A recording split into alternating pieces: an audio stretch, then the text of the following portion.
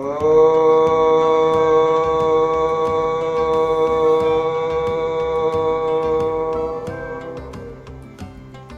सभी को। आज के समाज में ध्यान दें तो पाते हैं कि लोग बहुत दुखी हैं, संपन्न है तो भी दुखी हैं, और बड़े बड़े राष्ट्रों में आपस में बहुत भयंकर खींचतान है, युद्ध है, द्वेष है, आतंकवाद है, तनाव है, सुख की कमी है, संपत्ति की कमी नहीं है। ऐसे में आधुनिक समाज में समता मूलक समाज के लिए, ज्ञान पर आधारित सस्टेनेबल सोसाइटी के लिए, युद्ध विहीन समाज के लिए वेद का एक मंत्र बहुत कारगर उपाय है, वो है संगच्छध्वम्। हम साथ साथ चलें, विचार करें, चिंतन करें और साथ चलें। संवबद्धम् संगो मनांसि जानता देवा भागे यथा पूर्वे संज्ञानाना उपासते। हम साथ साथ रहें, साथ साथ चलें, साथ साथ बैठें और चिंतन करें।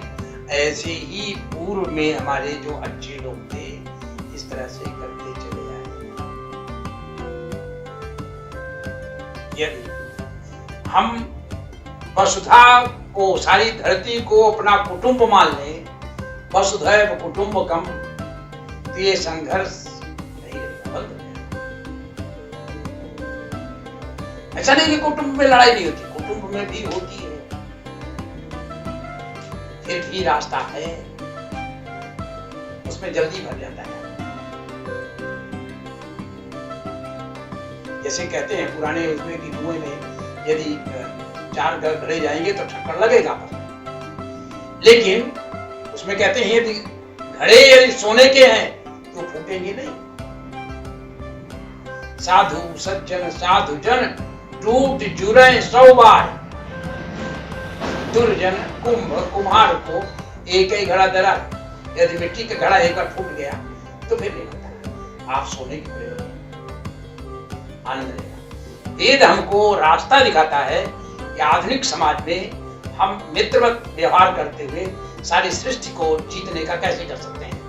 और भारतीय परंपरा ये तब भी थी और आज भी चल रही है।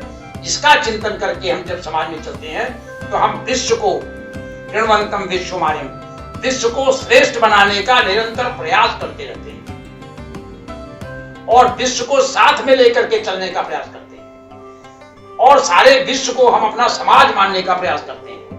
हम पूरे विश्व को समाज मानते हैं, इस रूप में हम जीते हैं। ये हमारी संस्कृति ही नहीं है, इसको लगातार हमने जिया है और सारी धरती को आज भी सबसे बचाए करके,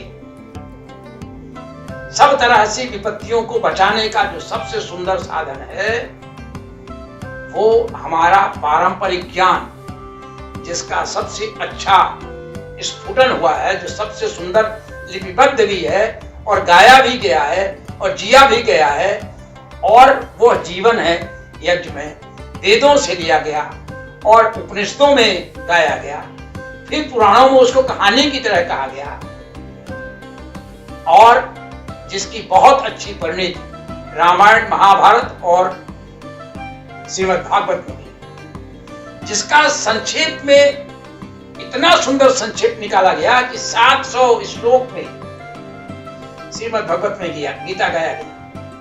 और मैंने कई बार ये कहा है कि श्रीमद् भागवत गीता जो उपनिषदों का सार तत्व है और उपनिषद वेदों के सार तत्व है। उपनिषद का अर्थ है उसके साथ बैठना, जहां से हम आए हैं, जो हम हैं, माने ईश्वर के पास बैठना, ईश्वर का चिंतन करना और उस हिसाब से काम करना। तब केवल ये नहीं कहा कि ईश्वर का केवल चिंतन मत करो, इस सृष्टि में रहो और इसको जो जीवन का सबसे सुंदर दर्शन है आधुनिक समाज के लिए, वो है ईशावास्योपनिषद। केशव विश्वविद्यालय ने ईशावास्योपनिषद पर और इस तरह के सैकड़ों हजारों ग्रंथों पर छोटे छोटे प्रोग्राम बनाए और इन पर सब प्रमाण पत्र देने को तैयार है। चाहे ईशावास्योपनिषद हो, कठोपनिषद हो, मुंडकोपनिषद हो, या और गणित में चाहे रामानुजन मैथमेटिक्स, भास्कराचार्य मैथमेटिक्स, ऐसे ही सब चीजों को लें और चिंतन करें और संगठितम समबद्धम के साथ चलें, वेदों को पढ़ें, उनके सूत्रों को निकालें कि क्या है। आपको रिसर्च के साथ आधुनिक समाज में सुखपूर्वक, शांतिपूर्वक, आनंदपूर्वक जीने का रस मिलेगा। हम चाहेंगे कि सारी दुनिया के लोग इसको देखें, समझें और अच्छा जीवन जिएं। नमस्कार, धन्यवाद।